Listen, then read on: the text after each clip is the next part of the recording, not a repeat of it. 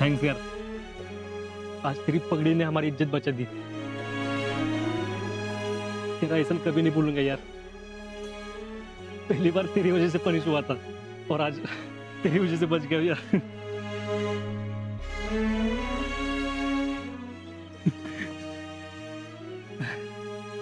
लेकिन वो तो ठीक है, ये पुनः है किसका?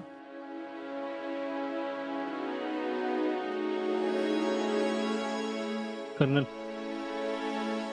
तू किसी को बताएगा नहीं ना? द्रौपदी सो, शिवाजी महाराज की कसम, सच्ची मैं किसी को नहीं बताऊंगा। ये मोबाइल प्रश्न का है। क्या इसका? यार ये बंदा तो दिन भर बोलता नहीं और फोन पे चोरी चोरी बात किससे करता है? उसकी माँ से। प्रशांतचे वडील पण आर्मीत होते, तो लहान असताना ते शहीद झाले। आई तेव्हापासून आजारीच असते। प्रशांतच्या आईला वाटतं की त्यानं आर्मीत जाण्यापेक्षा इथंच कुठेतरी जॉब करावा। तो ये यहाँ पे है, इसके घर वालों को पता नहीं है?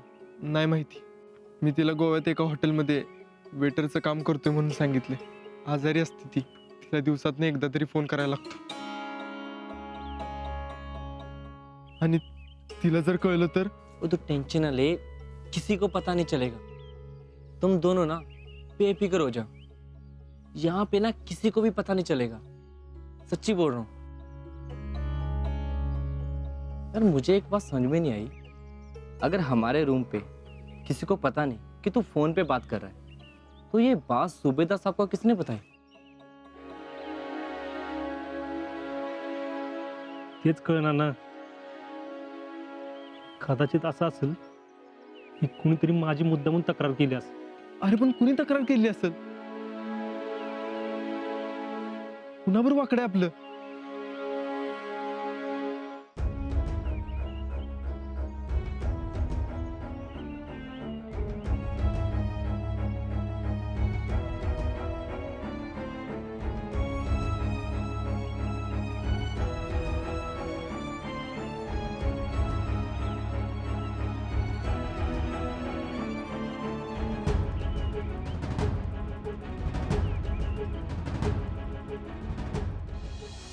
प्रिया आजा, काय लिहू आणि कसं लिहू तेच समजना झालंय।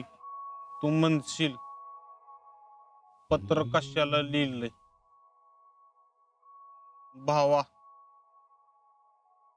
तुला बोलायला वेळ कुठं आहे? रविवार शिवाय तुला बोलता बी येत नाही ना। आपलं असं झालंय, देवासारखं वार बघून तुझ्या संग बोलावं लागतंय। तो दर्शन तर दे तू र, पण तुझं दर्शन घ्यायला 700 रुपये पडतात आणि मी काय रोज रोज बेळगावला येऊ शकत नाही ना। म्हणून म्हणलं तुला पत्र लिहावं।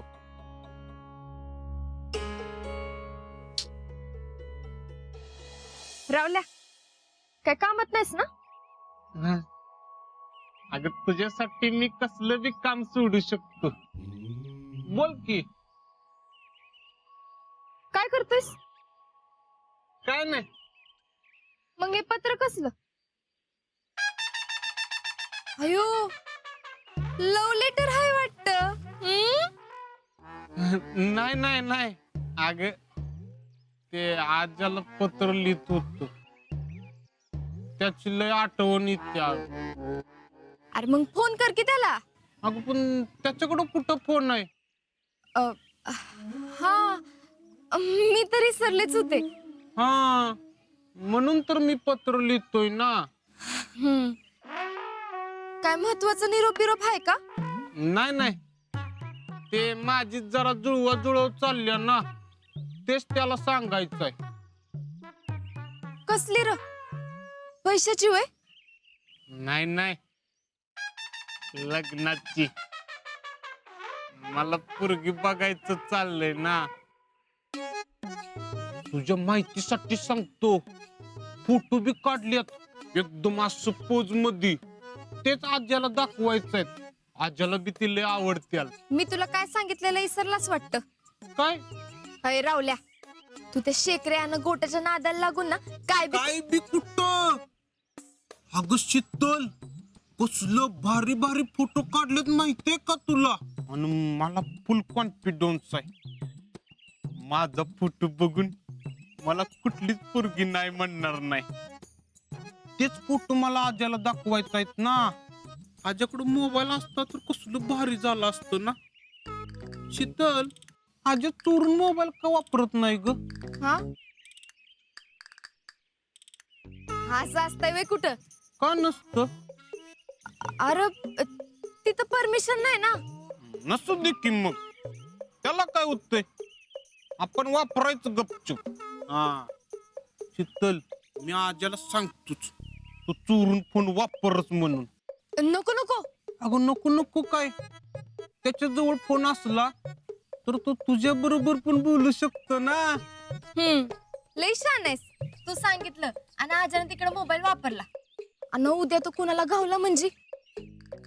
अरे तुझ्या या आयडियामुळं तिकडनं त्याला हाकललं ना तर तुला उकळात घालून कुटल. त्यापेक्षा ना तू एक काम कर, तू ना पत्रच लिह. असं म्हणतेस? तसंच करतो आता. मग येऊ का? हा.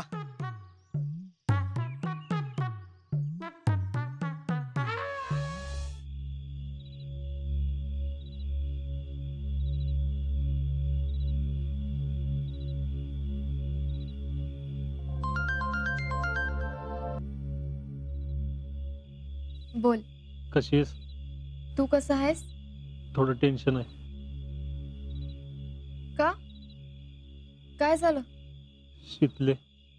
बोल की पटकन. अगं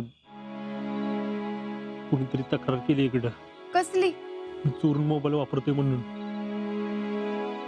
काय? हो. आणि हो, आज सुभेदाराने आमच्या रूमची तलाशी घेतली. मग काय, आमचं नशीब चांगलं, कर्नलला लपून ठेवलेला मोबाईल, नाहीतर काय खरं नव्हतं आमचं. पण कोणी केली असेल तक्रार? शिकले, तू तर नाही चुकून सांगितलंस? नाही नाही, अजिबात नाही. अरे मी तर रावल्याला बी नाही सांगितलं. कुणी केली असेल तक्रार, शोधून काढलंच पाहिजे. मला वाटतं तिकडचंच कोणतर असेल. मला बी तसंच वाटतंय ग. तुला कुणावर संशय आहे का? हा एकावर कळ 2-4 दिवसात.